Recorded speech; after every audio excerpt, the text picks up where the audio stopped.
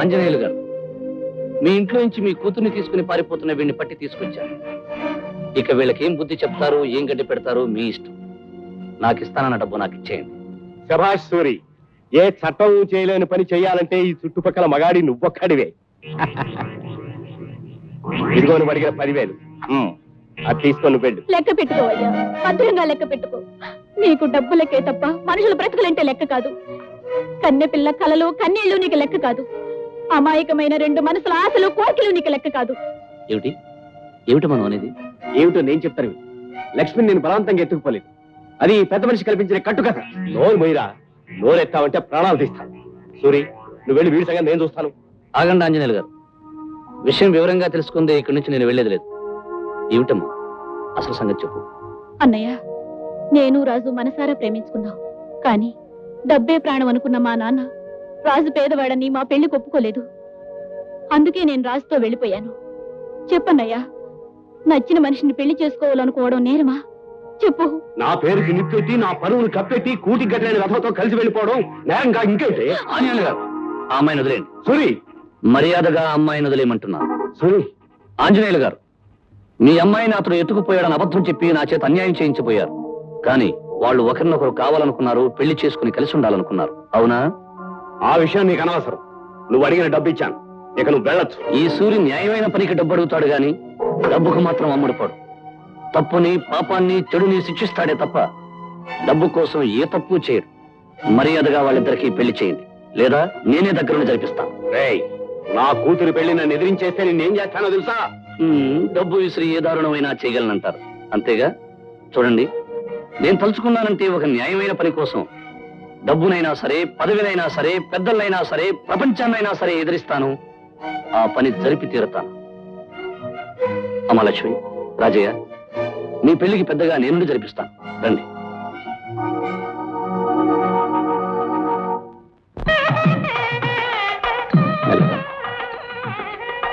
పంతులు గారు, కానివ్వండి.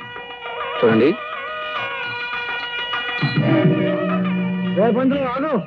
నీ ఒడుగా మంత్రాలు కూర్చి నిష్ఠమైన పెళ్లి జరిపేద్దామనుకున్నా. కొట్టానంటే గుండె పగిలిపోతుంది. పంతులు గారు, మంత్రాలు చదవడానికి, పెళ్లి చేయడానికి అడ్డమైన ఈ విధవలను దక్కర్లేదు. మీరు కానివ్వండి. ఆంజనేయులు అమ్మాయి పెళ్లి చేయడం ఏడబే. నోరు మూసుకుని పెళ్ళయ్యాక అక్షంతలు వేసి వెళ్ళి. అక్షంతలు వేయాలా? అక్షంతలు.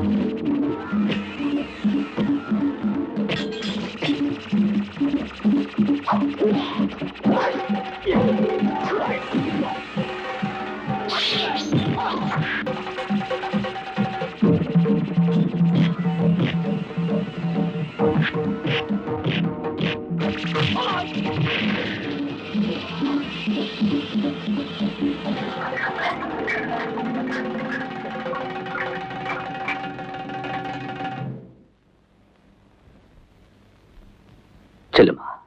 అన్నయ్య రాజే వెళ్ళి కూర్చో. పంతులు గారు మంగళసూత్ర ధారణ కానివ్వండి. గట్టి మేళం.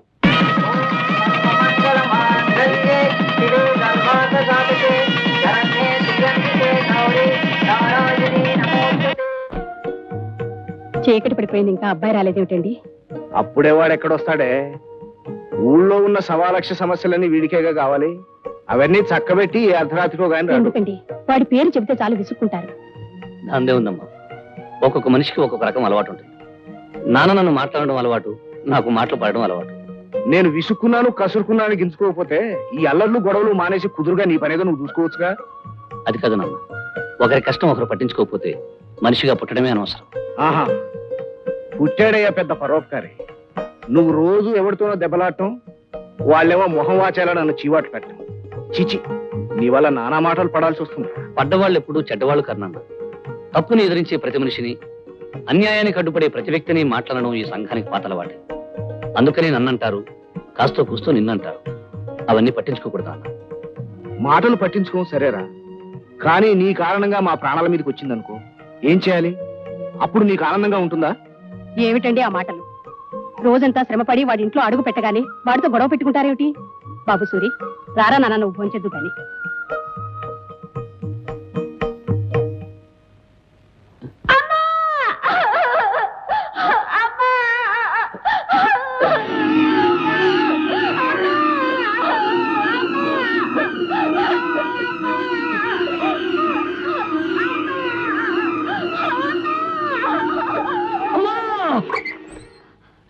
ఏమిటి బాబు కేక పెట్టావు?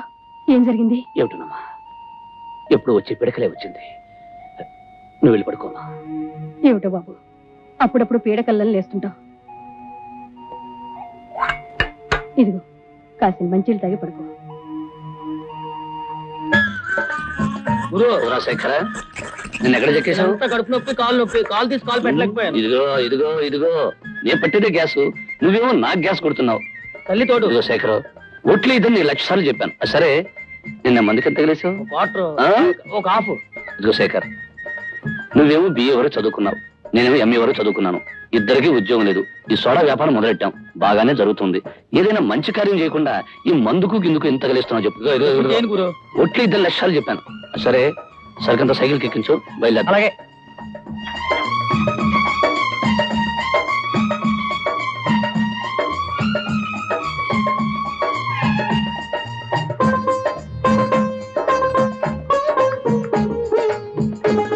ఏ రంగనమ్మా, బాగున్నావా? బాగానే ఉన్నాను రా బాబు. మీ వాడికి ఉద్యోగం వచ్చిందా? ఇంకా లేదురా. రాదు మావా, ఈ దేశానికి కరువు వస్తుంది, యుద్ధం వస్తుంది, తుఫాన్ వస్తుంది, ఏదైనా వస్తుంది, కానీ చదువుకున్న వాడికి మాత్రం ఉద్యోగం రాదు. అందుకే MA వరకు చదువుకుని ఆ డిగ్రీని భోగి మంటల్లో పడేసి ఈ సోడా వ్యాపారం మొదలెట్టాను. ఎందుకైనా మంచిది, మీ వాడితో కూడా ఏదైనా వ్యాపారం పెట్టించు, మంచి లాభాలు వస్తాయి. నువ్వు చెప్పింది నిజేరా సూరి. వెళ్ళొస్తాను మావా. రారా సోడా బట్టలు సూరి, సోడాలు అయిపోయినాయిరా. నా కస్టమర్స్ వేరే సోడా తాగమని మొండికేశారు. అందుకేగా వచ్చేసాను, తీసుకో. ఏమోరా సూరి, నీ సోడాల్లో ఏ మంత్రం ఉందో ఏమైందో తెలియదు, కానీ మా వాళ్ళు నీ సోడా తప్ప వేరే సోడా తాగనంటున్నారు. చావుకి సిద్ధంగా ఉండేవాళ్ళు కూడా తులసి నీళ్ళకి బదులు నా సోడా నీళ్ళు వేయమంటున్నారు. వద్దు, జాగ్రత్తగా రాసుకో. వస్తా.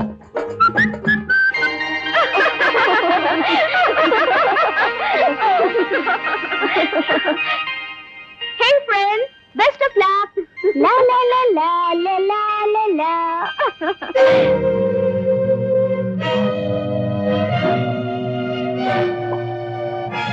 డ్రింక్ ఆ డ్రింక్ తీసుకో. నువ్వు నేనే కాలేజీ హీరోని, రొమాన్స్ లో రోమియోని, స్వీట్ లవర్ ని. Shut up. రాజా, నేను షటప్ అంటరా? అందమైన నా లవర్ నన్ను ఏమన్నా నాకు ఆనందమే. అన్నట్టు మాలతి డార్లింగ్, మీరంతా ఇలా పిక్నిక్ వస్తున్నట్టు ముందే చెప్పవలసింది. కలిసి వచ్చేవాళ్ళం, కలిసి ఉండేవాళ్ళం, కలిసిపోయేవాళ్ళం. ఇప్పుడైతే మాత్రం నష్టం ఏమిటి పెద్దార్? ప్రేమించే వాళ్ళు ప్రతిదీ పంచుకోవాలట. మంచమైనా, కంచమైనా, హాట్ డ్రింక్ అయినా, కూల్ డ్రింక్ అయినా. కమాన్ మాల్తి తీసుకో. వదులు అంటావా? వదలనంటానే. అది సూరి సోడా అని పేరు పొందిన సోడా. అది బద్దలైనట్టే అల్లరి చేసే మీ వీపులు కూడా బద్దలవుతాయని దాని అర్థం. ఒరేయ్, మేమంతా కలిసి ఒకే కాలేజీలో చదువుకునేవాళ్ళం. నువ్వెవడివిరా మధ్య? అన్ని అబద్ధాలే. మేము ఒంటరిగా ఉన్నాం కదా అని అల్లరి చేస్తున్నారు. మాలతి, వీఆర్ క్లాస్మేట్స్, చదువుకునే హై క్లాస్ వాళ్ళం. Mind your business. గురు ఆడితో ఇంగ్లీష్ మాట్లాడుతున్నావు, ఆడు తెలుసో లేదో.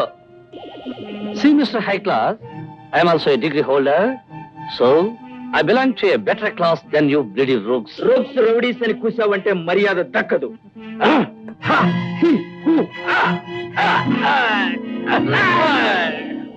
See, Mr. High Class fools, ఈ రోజుకి చిన్న క్లాస్ చాలా ఇంకా కావాలా? Rascals. చాలా థ్యాంక్స్ అండి. మీ పేరేమిటి? సూరిబాబు అండి. సోడా బాటిల్ సూరి అంటే తెలుగునాడంతా తెలుసు. ఏమండి, చేతికి దెబ్బ తగిలిందా? అబ్బా, చేయి వదలండి. ఏ బాధగా ఉందా? అది కాదండి, మీరు నా చేయి పట్టుకుంటే ఏదో కరెంట్ షాక్ లా అనిపించి అదో రకం బాధగా ఉంది. మీరు చెయ్యి వదిలేస్తే ఏదో దిగులుతో కూడిన బాధగా ఉందండి. అయితే ఏమంటారు? అంటానికే ఉందండి, నన్ను ఎప్పుడూ గుర్తుపెట్టుకోండి, అంతే చాలు.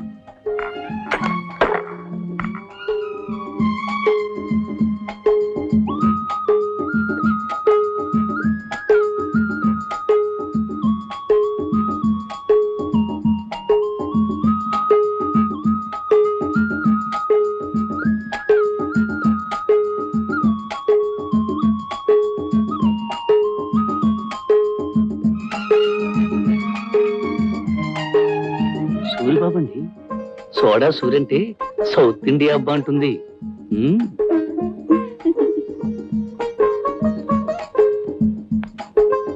అబ్బబ్బా, చెయ్యి వదలండి. ఏమండి, మీరు చెయ్యి వదిలేస్తే ఏదో దిగులుతో కూడిన బాధగా ఉంటుందండి. అబ్బా, ఏమండి, మీరు నా చెయ్యి పట్టుకుంటే కరెంట్ షాక్ కొట్టినట్టుంటుందండి. ఏమండి, నేను గుర్తుంటానా మీకు?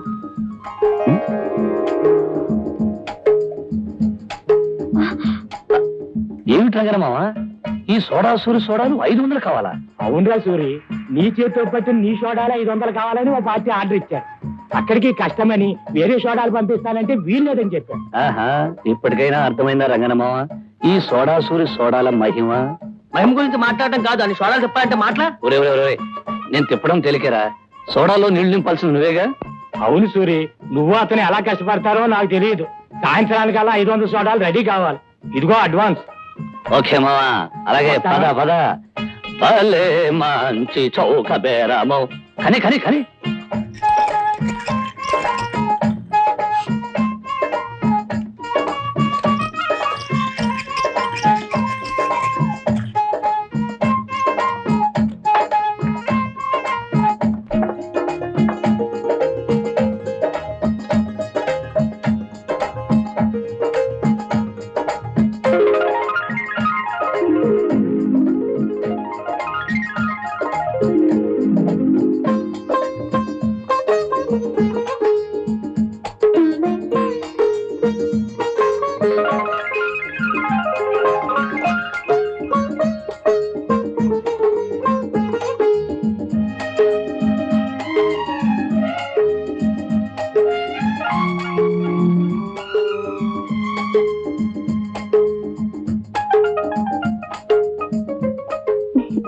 ప్రేమంటే ఒక పిచ్చని అందుకే అన్నారు కాబోలు. మన సోడాలను ఎంత లవ్ చేస్తున్నా అంటే చాలా గొప్ప అనుకోవాలి. అతను ఎవరో నాకు తెలియదు, కానీ సోడాలు పట్టుకెళ్ళేది మాత్రం అదిగో అతను. ఏమయ్యా బాబు, నీ చాలా గొప్ప టేస్ట్ అయ్యా. నా సోడాల్ని ఇంత అభిమానంగా తీసుకెళ్తున్నావంటే నీకు సన్మానం చేసి 2 బిరుదులు ఇవ్వచ్చు. సోడా సామ్రాట్, సోడా సింహ అని. అవును, నా సోడాలను తీసుకెళ్లి పెద్ద పార్టీ ఏమైనా చేస్తున్నావా? ఎలవయా, నాకేం పిచ్చాయిరా ఈ దిక్కుమాల సోడా పట్టుకెళ్ళి. నోరు జారకు. నీకు పిచ్చి విరి లేకపోవచ్చు కానీ ఈ సోడా సూరి సోడాలు మాత్రం తిట్టకు బాబు. ఈ సోడాలన్నీ ఎవరికి పట్టుకెళ్తున్నావో వాళ్ళ అడ్రస్ చెప్పావు అనుకో, నీకు 10 గోళీ సోడాలు ఇస్తా. చెప్పు బాబు.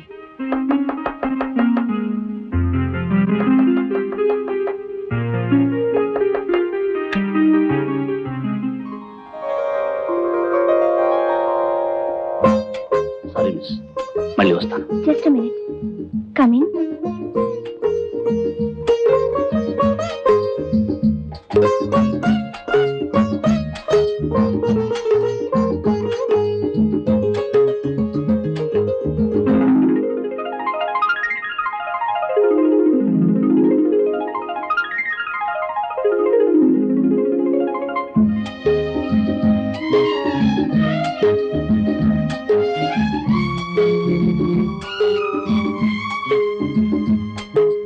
Very good. సోడాలతో ఆడుకునే సోడా సుందర్ని ఇప్పుడే చూస్తున్నాను. అవును మీరు నేనండి సోడా సూర్ని. అదే మీరు చేయి పట్టుకున్నా వదిలేసిన ఏదో తెలియని ఇది అదే ఏదో ఏమిటండి? బాధపడిపోయేవాడిని. సరేనండి, నా సోడాలంటే మీకు ఎంత ఇష్టం అండి? కొన్ని కారణాలు ఆడపిల్ల నోటితో చెప్పలేదు. నోటితో చెప్పలేని వాటిని కళ్ళల్లో చదవడం నాకు అలవాటేలేండి. మొదటిసారి కలిసినప్పుడే అనుకున్నానండి, ఏమని? జీవితాంతం మనం విడిపోకుండా కలిసి ఉంటామని. ఏమిటి తల్లిపిల్ల, నా బుజ్జి తల్లి, రోజు తిండి తినడం తప్ప గుడ్లు పెట్టి ఆలోచనే లేదన్నమాట. ఇలా అయితే అలాగే నా బంగారు తల్లి, ఈ రోజే నేను ఫుడ్ తిని రేపటి నుంచి బ్రహ్మాండంగా ఎక్కువ గుడ్లు పెట్టవే. ఏమిట్రా పంది పిల్లడా, ఏమిట్రా డల్లుగా ఉన్నావు? ఈ రోజు బ్రహ్మాండంగా ఫుడ్ తిని రేపు పందెంలో 10 కోళ్ళు కొట్టుకొచ్చేసాయి. మంచి కోడి బిర్యానీ చేసుకుని ఉన్నావు. అరే మీరా? ఏమ్మా బాగున్నారా? అమ్మా ఎవరు వచ్చారో చూడు. నమస్కారం. ఏమ్మా కొత్త కాపురం ఎలా ఉంది? మీ అందరి దీవెనల వల్ల బాగానే ఉందమ్మా. ఏరా సూరి, ఎవరు? ఈ అమ్మాయి లక్ష్మి, ఇతను రాజు. నమస్కారం అండి. నమస్కారం. లక్ష్మి ఆస్తిని ఐశ్వర్యాన్ని అన్ని కాదనుకుని ఈ మధ్యనే రాజును పెళ్లి చేసుకుంది. విన్నాను, వాళ్ళ నాన్న మాట కాదని చేసుకుందటగా. పెళ్లి విషయంలో పెద్దవాళ్ళు అడ్డుపడకూడదు నాన్న. మంచైనా చెడైనా చేసుకునే వాళ్ళకే వదిలేయాలి. జీవితంలో కలిసి బతకవలసింది వాళ్ళు కనుక వాళ్ళ ఇష్ట ప్రకారమే జరగనివ్వాలి. సూరిబాబు, ఈ ఊళ్ళో మా మామగారి కళ్ళ ముందే మేం కాపురం ఉంటే ఆయన కోపం చల్లారదని నాకు తెలుసు. అందుకే లక్ష్మి నేను రామపురం వెళ్ళిపోతున్నా. అవును, అక్కడి స్కూల్లో నాకు టీచర్ ఉద్యోగం వచ్చింది. రేపే ప్రయాణం. వెళ్లే ముందు మీ అందరినీ ఒకసారి చూసి వెళ్దామని వచ్చాను. వెళ్ళొస్తాం అన్నయ్య. వస్తామమ్మా. వస్తాం. మంచిదమ్మా. అదమ్మా. వీడు అన్నయ్య, అది వీడి చెల్లెలు. దిక్కుమాలిన అనుబంధం. వెళ్ళొస్తాం.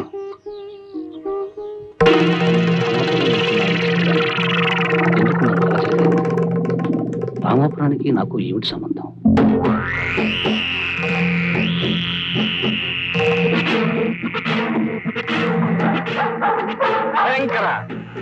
ఒరే పంతులు, అయ్యా, ఈ లోకంలో కుక్కైనా నక్కైనా ఏ పశువైనా మనిషి అయినా బతికే దేనికోసం అని అడుగు.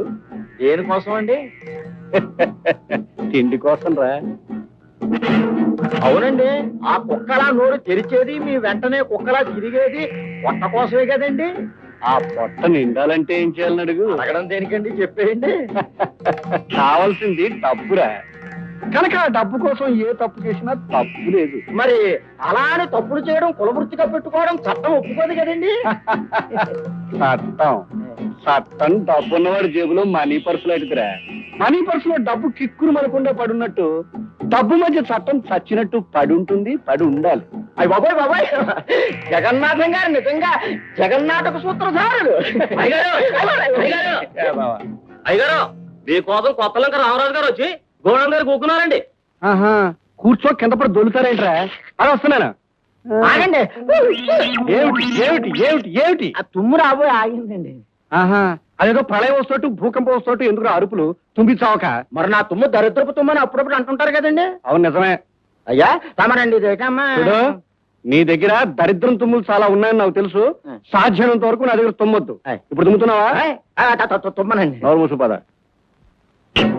రామరాజు, నా మాట అంటే ఈ చుట్టుపక్కల జిల్లాల్లో మనుషులకి ఏమిటని అడుగు. ఏమిటండి?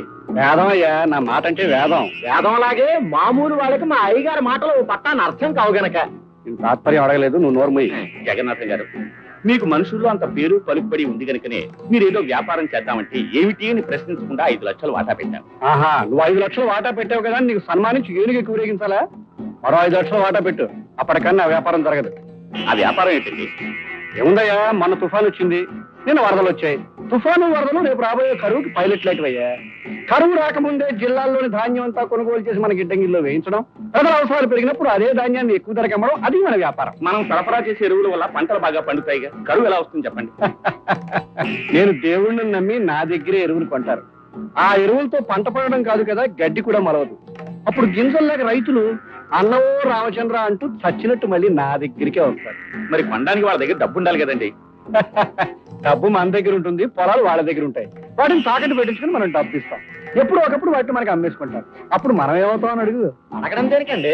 భూమిని అంతా స్వాధీనం పరుచుకుని భూమిపాలు అయిపోతారు, భూస్వామి అయిపోతారు. ఏడిషో, ఎంత మందిని నాశనం చేస్తే మనం అంత అభివృద్ధిని సాధించినట్టయ్యా. ఇప్పుడు బాగుపడాలంటే 10 మంది పోవాలయ్యా, తప్పదు. 10 మందిని నాశనం చేసి సంపాదించే ఆస్తి పాపిష్టి డబ్బు నాకు అక్కర్లేదు. జగన్నాథం గారు, నేను మీతో ఎలాంటి వ్యాపారం చేయదలుచుకోలేదు. మర్యాదగా నా 5 లక్షలు నాకు తిరిగి ఇచ్చేసేయి. ఇవ్వను. ఏం చేస్తావు? ఏం చేస్తానా? మీ తప్పుడు ఎరువుల కథ ప్రభుత్వానికి చెప్పి మిమ్మల్ని జైల్లో తోయిస్తాను. వస్తా. సరే పంతులు, అయ్యా ఈ రామరాజు 10 కాలాల పాటు బతుకుతాడు అనుకున్నాను. చచ్చిపోవడానికి ఇంత తొందరపడిపోయింది. దేవుడు కండువా వేసారు. రామరాజు గారు, ఇదిగో మీ కండువా. నాది కాదు. అయ్యా, వీడు ఇప్పుడే పోలీస్ రిపోర్ట్ ఇస్తాడేమో నాకు అనుమానంగా ఉంది. ఎందుకని అడగనే? నేను నిన్ను అడగల. నోరు ముసుకుని నత్తరా, నేను చేసి చూపిస్తాను.